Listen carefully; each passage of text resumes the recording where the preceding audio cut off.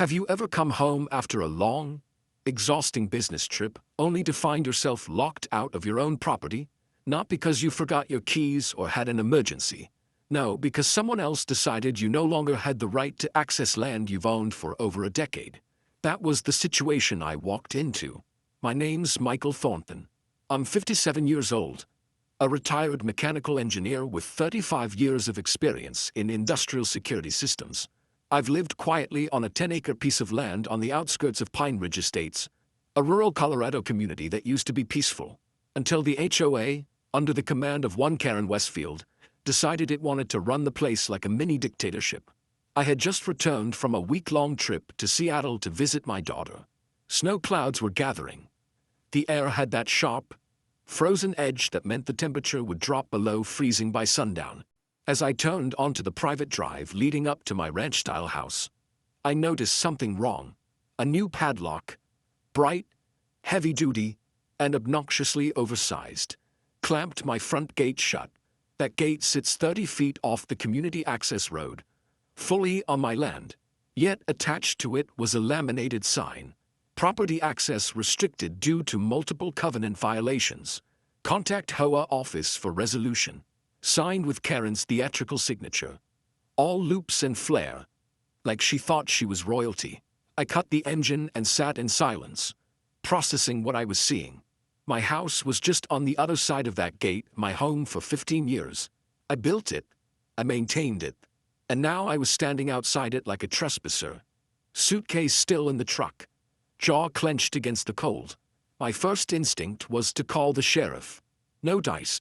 The deputy I spoke with said they couldn't intervene in civil HOA matters unless I had a court order. My second call was to Karen herself. Predictably, she answered with smug satisfaction in her voice. The board voted unanimously, she chirped, to restrict access until your violations are resolved. Fence height, unauthorized landscaping. This has been coming for a while. You can't lock someone out of their own damn property. I snapped. That's not enforcement. That's illegal. Oh, we absolutely can, she replied, a smugness in her voice that made my blood pressure spike. It's in the bylaws. Section 47.3. Look it up. What Karen didn't know, what she never bothered to understand, was that I wasn't just some grumpy old man with a long driveway and a mismatched mailbox. I spent most of my career designing secure access systems for facilities so sensitive. Even the contractors didn't know what went on inside. And that gate, that simple-looking wooden ranch gate she thought she was locking me out of, it was the beginning of a trap I'd been preparing for years. Ever since the HOA started flexing its muscles and pushing longtime residents around, I knew it was only a matter of time before they came for me. That gate was my answer, a Trojan horse of mechanical engineering precision. But more on that later. That evening, as darkness settled over Pine Ridge and frost began to bloom across the hood of my truck, I made two decisions. First, I wasn't going to give them the satisfaction of seeing me beg for access. I had a second entrance, a private one, hidden behind a stand of pine trees near the northern edge of my property. It wasn't on any community maps, and I'd kept it that way for exactly this kind of scenario. Second, it was time to activate the rest of the plan. I hadn't spent years building out the system just to sit on it. Karen thought she was flexing HOA muscle. What she didn't know was that the minute she slapped her ridiculous notice on my gate, she crossed into territory where I make the rules. I backed up, turned onto the old utility road, and drove slowly through the trees toward my hidden entrance. As I passed through the unmarked gate, one they didn't know existed, I looked back toward the main entrance. The trap had been sprung, and I was going to make sure everyone involved knew exactly who they'd picked a fight with. The next morning, I sat at my kitchen table, coffee steaming from my Denver Broncos mug, documents spread out like a battlefield map. I hadn't slept much, not because I was angry, though I was, but because my mind was already engineering the next phase. I've always believed that the difference between revenge and justice is documentation. On the table were three things: the original deed to my property, the property surveys from 2009, and a printed copy of the Pine Ridge Estates HOA bylaws, highlighted, annotated, and more thoroughly dissected than Karen Westfield ever bothered to do. Section 47.3. That's the clause she'd weaponized last night, claiming it gave the HOA the right to restrict access to my property. I read it again, slowly, savoring each word like a lawyer at closing argument. Access restrictions may be imposed upon community amenities and common use areas for violations of the covenants and standards. At no time may access to a homeowner's private residence or land be denied without a court-issued order. I chuckled to myself. Karen had either never read past the first sentence or hoped no one else ever would. More importantly, my property, my 10-acre slice of independence, predated the HOA itself. Pine Ridge Estates was built up around me, not the other way around. I had negotiated my involvement with the association back in the early 2000s, and while I'd agreed to maintain visual harmony from the road frontage, I retained full autonomy behind my tree line. It was all there in black and white, in an addendum most of the current board members probably didn't even know existed. They thought I was just another old guy with a messy fence. What I was prepared. I called Thomas Reynolds around 9 a.m. Thomas and I go way back.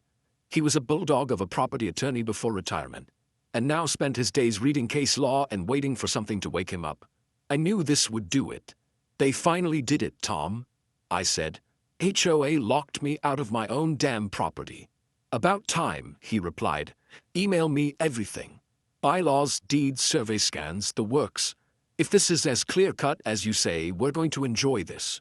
While Thomas began building a case, I turned my attention to the gate. To the casual observer, it looked like a decorative wooden ranch-style entrance with some ornamental metalwork on top. But it was, in fact, the crown jewel of my retirement hobby, a modular high-security gate system with custom fail-safes, hidden electronics, and features I never even told my neighbors about. It was overkill, glorious, beautiful overkill. I had designed it with 3 goals in mind: document, deter, and expose. The first layer was visual. Cameras were embedded in the faux scrollwork. Tiny pinhole lenses recording 24/7 and streaming to an encrypted cloud backup. At 6:30 a.m. the day before, they captured Karen, flanked by her lackeys Douglas Peterson and William Foster, slapping that padlock on the gate like they were declaring martial law. The second layer was tactile. Anyone who tampered with the lock housing would unknowingly trigger a mechanism inside. It sent a silent alert to my phone, activated high-speed recording, and began logging pressure data: how long the lock was pulled, twisted, jostled. You'd be surprised how much you can infer about intent from torque data alone. And the final layer, my favorite. I called it the validator, a proprietary system built into the gate's hinge posts. Anyone who touched the gate without disabling the hidden switch would be marked by an invisible die. A compound I originally developed for federal contractors, only visible under UV light and resistant to washing for 72 hours. Karen and her crew thought they were smart, but their hands had already betrayed them. By noon, I trimmed together a short highlight reel from the gate footage. Karen bossing the others around, Douglas laughing as he cinched the padlock, and William double-checking the notice zip-tied to the fence. All of them plain as day on my side of the property line. Just as I finished rendering the clip, my phone buzzed. Text from Robert Mitchell, my neighbor from down the hill. Emergency HOA meeting scheduled for tomorrow, 7 p.m. Topic: enforcement of community standards. Just a heads up. Well, the Queen was rallying her court. I leaned back in my chair, smiling. It was almost too easy. They thought they could lock me out and scare me into compliance. Instead, they walked straight into a trap I'd been assembling for years. All I needed now was to let them talk. Publicly, arrogantly, in front of witnesses. If there's one thing HOA tyrants can't resist, it's the sound of their own voices. And when they did, I'd be waiting with video, with documents, with legal firepower cocked and loaded. Karen had no idea the battlefield had shifted. She thought I'd show up angry, maybe even broken. What she didn't understand is that engineers don't get mad. We get precise. The Pine Ridge Estates Community Center looked more like a courtroom than a neighborhood meeting hall that evening. Fluorescent lights hummed above rows of metal chairs filled with residents. Some curious, some anxious, and more than a few quietly simmering. The air was heavy with tension, the kind that builds when people are tired of being pushed around but don't quite know what to do about it. I arrived early and took a seat in the back row. I wasn't there to make a scene. I was there to watch one unfold. At the front of the room, Karen Westfield stood like a self-anointed monarch, flanked by her ever-loyal lieutenants. Douglas Peterson, puffed up with misplaced authority, and William Foster, looking like he'd rather be anywhere else. Karen wore one of her trademark pantsuits, this one cherry red, like a corporate warning sign. She adjusted her microphone, cleared her throat, and addressed the room. This emergency meeting has been called to address an alarming increase in covenant violations. She began, her voice oozing control. Certain residents continue to disregard the rules we all agreed upon when joining this community. She didn't name me. She didn't have to. Her eyes flicked toward my seat, and half the room turned to look. I smiled. As such, Karen continued, the board has unanimously voted to pursue stricter enforcement measures.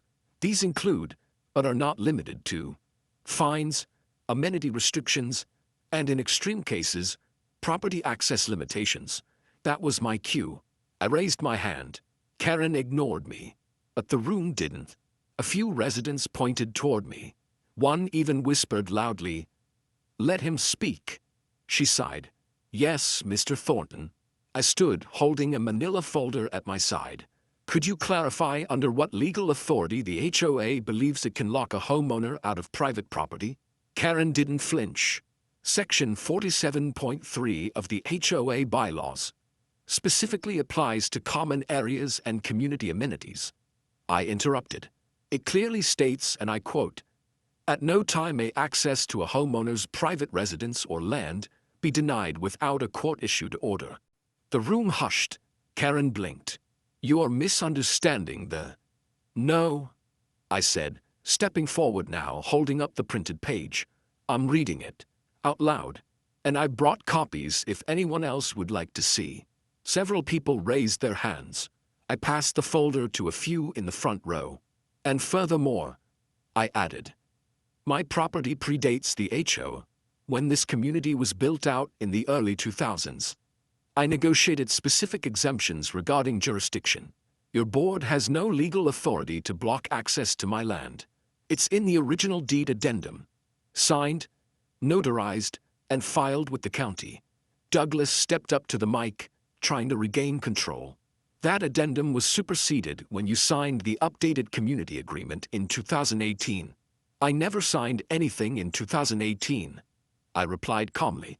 "And unless you've got a forged document lying around, I'd be very careful how you proceed." Murmurs rippled through the audience. "I also have video evidence," I continued, "of you, Karen, and William installing a padlock on my gate at 6:30 a.m. the morning of the 10th, while I was still on a plane back from Seattle. That gate is located entirely on my private property." Karen's smile was gone now. Douglas's face turned blotchy. "This is not the time or place for individual grievances," Karen snapped, banging a small gavel. "Actually," said a new voice from the entrance, "it's exactly the right place." Heads turned. In walked Thomas Reynolds. Gray hair, sharp suit, leather briefcase under his arm. He looked like a lawyer who knew exactly how many people he was about to make uncomfortable. Karen's face turned pale. "This is a residents-only meeting," she said, her voice cracking slightly. "I represent a resident," Thomas replied smoothly. "And as of this afternoon, I filed a civil complaint against the Pine Ridge Estates HOA for illegal lockout, trespassing, and violation of state property laws. You've also been reported to the county sheriff's department. I'd advise you to be very careful with your next words." The room exploded into chatter. Karen tried to gavel again, but it was useless now. A woman in the front row stood. "You locked him out? Seriously?" Another voice chimed in. "Karen fined me last month for painting my shutters beige. Is that illegal too?" People began shouting questions. Karen looked like she was sinking into her red blazer. Douglas, ever the loyal second in command, stepped away from the podium. William had already slipped out the side exit.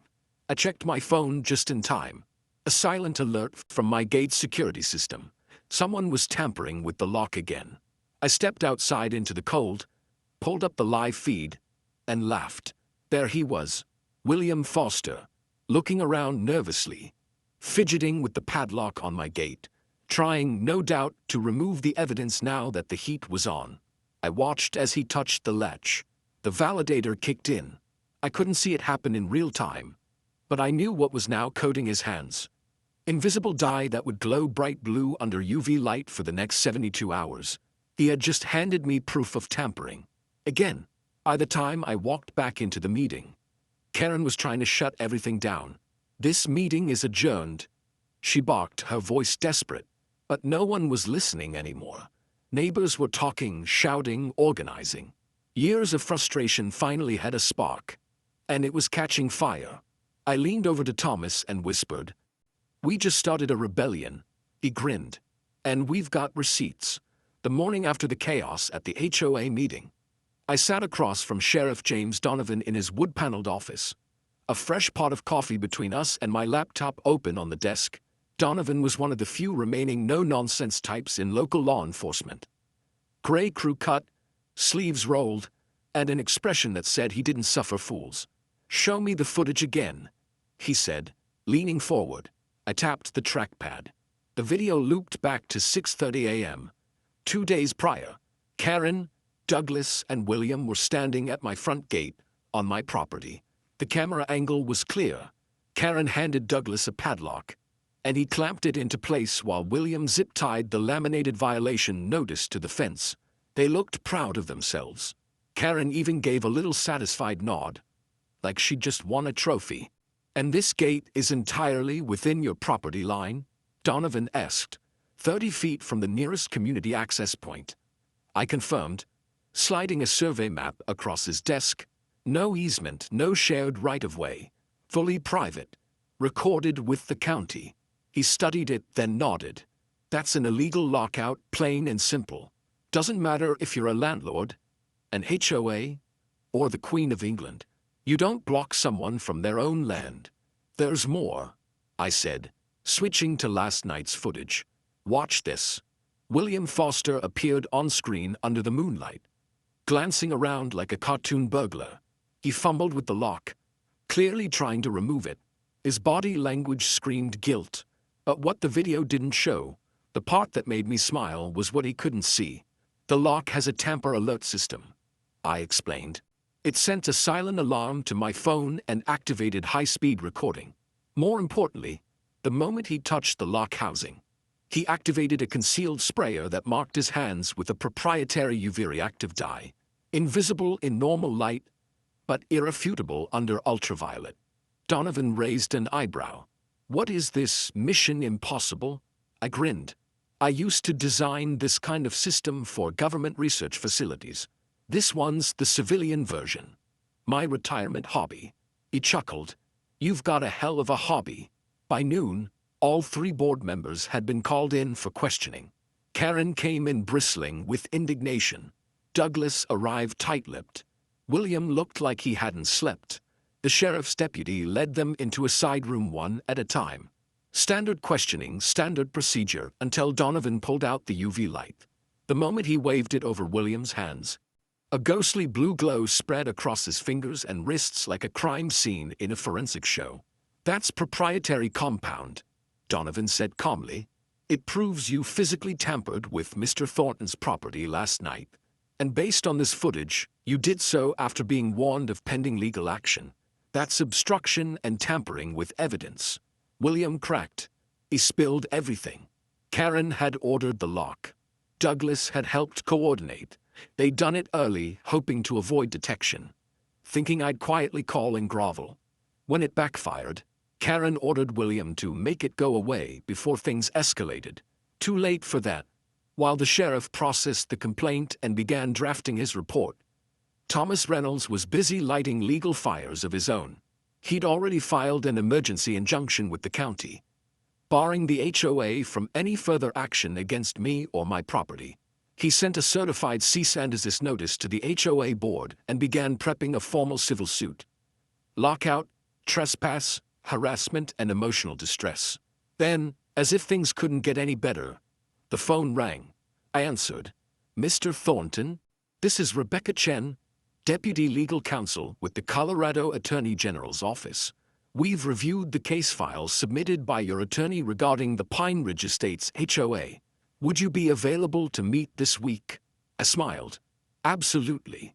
She continued, this isn't the first complaint we've received about Pine Ridge Estates, but yours is, by far, the most thoroughly documented. Video, legal records, security logs. It's all been very enlightening. That afternoon, I returned home to find an unexpected visitor waiting at the now unlocked gate. Douglas Peterson. He looked small. No clipboard. No smug expression. Just a tired man holding his hands in his pockets like he wished they weren't glowing under UV light somewhere in a police report. I wanted to talk, he said, across my arms. Go ahead. I didn't think it would go this far. He muttered. Karen said everything was above board. Said you were being unreasonable. You could have read the bylaws yourself. I said, it's not a novel. He nodded, shamefaced. Some of the other board members are talking. There's a motion to call for her resignation. I think it'll pass. I just thought you should know. I didn't respond. I didn't need to. The gate stood open behind me, clean and quiet. The land was mine again, legally, physically, completely. After Douglas left, I checked the footage from that morning. HOA board members, 3 of them, had gathered at one house. Then 2 more arrived. The seeds were sprouting. They weren't rallying to defend Karen. They were preparing to burn her bridge before it collapsed with them still on it. The trap hadn't just worked. It had spread. The gate was never about keeping people out. It was about letting the truth in and letting it roll downhill. 6 weeks later, Pine Ridge Estates looked like a different place. The sky was brighter. Neighbors actually waved again. And most importantly, Karen Westfield was gone. She'd officially resigned as HOA president 2 weeks after the Attorney General's investigation began. Douglas and William followed shortly after, citing personal matters and desire to focus on family.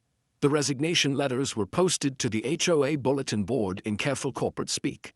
But the community knew better. They hadn't stepped down, they'd been removed. Financial irregularities, selective enforcement, falsified documents. It all came out under the microscope of state scrutiny. The Attorney General's office released a summary report so damning, you could almost smell the smoke. In the aftermath, the state placed the HOA under administrative supervision for 2 years. Every action the board took would now require review by an independent legal monitor. Pine Ridge Estates had gone from petty dictatorship to probation. I sat on my front porch that morning, sun warming my boots, sipping coffee as a new gate sign gleamed in the light. Thornton Estate, private property. Established 1987. It was a little oversized by HOA standards. That didn't matter anymore. The exemption on my deed had not only been reaffirmed by the courts, it was now recorded in bold with the county clerk. That land was mine legally and absolutely and finally acknowledged. A familiar voice called out, thought we should celebrate. Robert Mitchell, my neighbor from 2 houses down and now the newly elected HOA president, walked up the driveway carrying a bottle of small batch whiskey. He looked relaxed, maybe for the first time in years. You got good timing, I said, rising to shake his hand. How's it feel running the kingdom? He laughed. Feels more like managing a middle school chess club now, but I'll take it. The new bylaws were approved last night. No more access restrictions. No more secret fines. No more Karen-level nonsense. He handed me the bottle. I brought out 2 glasses. We sat in silence for a minute, sipping and enjoying the warmth. Karen's house went up for sale last week, Robert said, tipping his glass toward the road. I heard she's moving to a gated community out near Aspen. Some place with real standards. Whatever that means. I smirked. She'll fit right in. Probably already trying to get elected president of the Welcome Committee. And the lawsuit? Settled yesterday. Robert replied, HOA's insurance is covering most of it. But Karen, Douglas, and William are personally liable for the lockout damages. State made that part non-negotiable. The settlement was generous. Enough to fund a full renovation of my home and leave a healthy sum left over. But honestly, it wasn't the money that mattered. It was the precedent. Thanks to Thomas Reynolds' relentless work, The state legislature passed a new amendment to the Colorado Common Interest Ownership Act just last week, colloquially referred to in legal circles as the Thornton Rule. The new law prohibits HOAs across the state from restricting access to a homeowner's private property under any circumstances, regardless of covenant violations. It also mandates that any access enforcement or physical restriction must have a court-issued order to be valid. I didn't just beat the HOA. I changed the damn law. That weekend, Pine Ridge held its first community barbecue in 5 years, something Karen had banned due to insurance liability concerns. My property was chosen as the venue. Nobody even asked permission. It was assumed. Neighbors brought folding tables, lawn chairs, crock pots, and grills. Kids ran through sprinklers on the back lawn, while grown-ups shared drinks and stories about the old regime. Laughter echoed through the trees. For the first time in years, people weren't just neighbors, they were community. Thomas Reynolds showed up wearing a Hawaiian shirt and carrying a plate loaded with ribs. He made his way over to the grill where I was flipping burgers. "You know," he said between bites, "in all my years as a lawyer, I've never had a case go this smoothly and this satisfyingly. You didn't just win. You rewrote the HOA playbook. All because they picked the wrong guy with the wrong gate," I said. "And the wrong engineer," he added, grinning. As the sun dipped below the ridge, I raised a glass toward the gathering crowd on my lawn. People who once avoided eye contact at board meetings now clinked drinks and traded recipes. The mood wasn't just festive, it was free. And then, right on cue, a moving truck rumbled past the end of my property. A black SUV followed behind, windows up, Karen in the driver's seat. She didn't look over, but I raised my glass in a silent toast anyway. After all, it was her lock, her arrogance, her signature on the laminated notice that started all of this. She didn't know it at the time, but when she padlocked that gate, she didn't shut me out. She shut herself in with nowhere to run when the consequences came knocking. As the barbecue wound down and neighbors lingered under string lights and citronella torches, I thought back to that cold night I came home from Seattle, locked out, dismissed by the sheriff, mocked by the HOA president, and I smiled, because sometimes the best revenge isn't just winning the fight, it's rewriting the rules so the fight never happens again.